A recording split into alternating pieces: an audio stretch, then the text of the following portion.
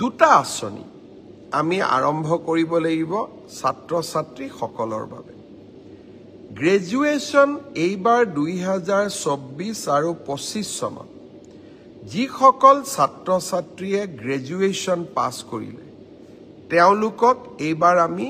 জীৱন প্ৰেৰণা আঁচনি আগবঢ়াম নিযুত মইনাৰ হিতাধিকাৰীসকলে এই আঁচনি লাভ নকৰে আন সকলো যুৱক যুৱতীক এই আঁচনি আমি আগবঢ়াম 1 জুনৰ পৰা এই জীৱন প্ৰেৰণা আঁচনিৰ আবেদনৰ পৰ্টেলটো আমি মুকলি কৰি দিব খুজিছো 2024-25 চনত অসমৰ যিকোনো বিশ্ববিদ্যালয় প্ৰাইভেট ইউনিভাৰ্চিটিৰ পৰা পাছ কৰিলে নহব যিকোনো চৰকাৰী বিশ্ববিদ্যালয়ৰ পৰা পাছ কৰা স্নাতকসকলে